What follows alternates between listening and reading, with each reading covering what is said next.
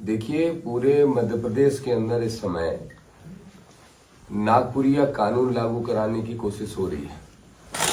RSS ने मध्य प्रदेश को आडंबर पाखंड की एक प्रयोगशाला के रूप में उपयोग करने की शुरुआत की है और ये बहुत जरूरी है इस समय कि एससी, एसटी, ओबीसी ही नहीं बल्कि अल्पसंख्यक वर्ग के लोग भी जो संविधान प्रेमी लोग हैं वो सब संविधान को बचाने की लड़ाई लड़ें।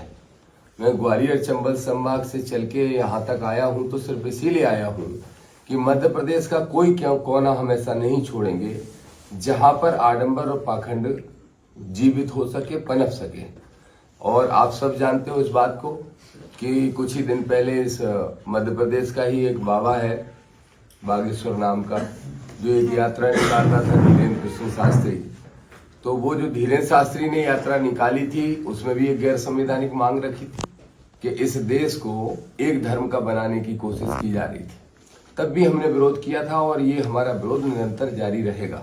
तो आज हमने जो शपथ ली है, आज जो हमने दृढ़ निश्चय किया है, एक तो हमारे दत्तू मेढ़े जी बहुत अच्छे नेता हैं, सामाजिक न्याय की लगातार बहुत लंबे समय से लड़ाई लड़ रहे हैं, तो वो जब भी बुलाएंगे तो चाहे लोकेश भाई हो चाहे डॉक्टर साहब हो, हम सब साथी हमेशा सामाजिक न्याय की लड़ाई में दत्तू भाई का साथ देने के लिए आएंगे। दूसरा, हमने ये तय किया है कि इस मध्य प्रदेश का ही हिस्सा चूंकि बुरहानपुर भी है और हमें व्यवस्थाएं परिवर्तन करना है। व्यवस्थाएं परिवर्तन के लिए जरूरी है कि सत्ता भी परिवर्तन, और सत्ता परिवर्तन के लिए जरूरी है कि हमारे बहुत बड़ी संख्या में एमएलए जीत के आए।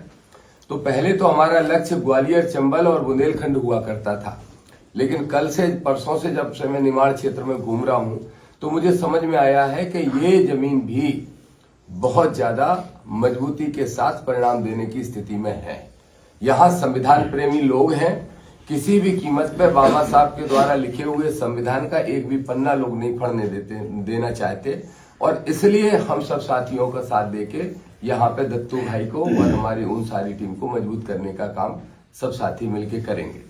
एक लाइन में अगर आप पूछेंगे तो मैं स्पष्ट तौर पर कहना चाहता हूं, आडंबर, पाखंड और जातंकवाद के खिलाफ है हमारी जंग, और ये जंग तब तक कायम रहेगी जब तक इसमें गैर संवैधानिक लोग सत्ता में बैठे हैं, जो संविधान को खत्म करके मनोविधान को इस देश का विधान लागू करना चाहते हैं। उनके सपनों को हम कभी साकार नहीं होने देंगे।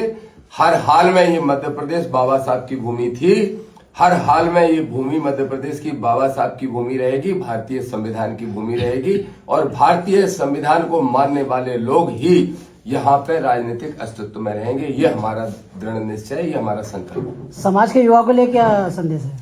समाज के सभी युवाओं से कहूंगा कि राजनीति के प्रति जागरूक होना बहुत जरूरी है।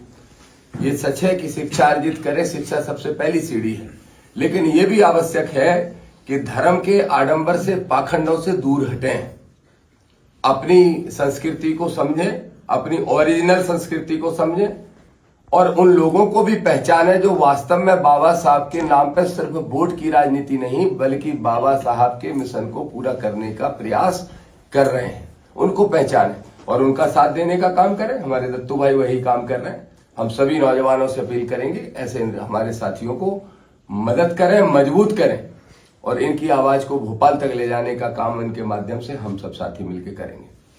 अभी सर आईएएस संतोष वर्मा जी है, उनके पक्ष में भी आपने कोई रणनीति बनाई है? देखिए, संतोष वर्मा जी ने कोई अपराध नहीं किया जो बयान दिया, बल्कि संतोष वर्मा जी को एक अपराधी के तरह घोषित करने का प्रयास किया गया। संतोष वर्मा जी के अगर बयान को पूरा सुनेंगे तो सामाजिक समरसता के लिए रोटी बेटी का व्यवहार होना ये सबसे ज्यादा जरूरी चीज है। बाबा साहब अम्बेडकर ने ये कहा है, जाति का विनाश जो उन्होंने किताब लिखी है उसमें उन्होंने इसका जिक्र किया है। तो अगर वही बात संतोष वर्मा कह देते हैं तो अपराध, जब आरएसएस का प्रमुख वही बात कहता है कि रोटी बेटी व्यवहार होना चाहिए तो कोई बात नहीं, लेकिन अगर एक आदिवासी वर्ग में जन्मे एक आईएएस ऑफिसर ने कह दिया तो बड़ा अपराध हो गया। फांसी चढ़ाना चाहते हैं, सूली चढ़ाना चाहते हैं।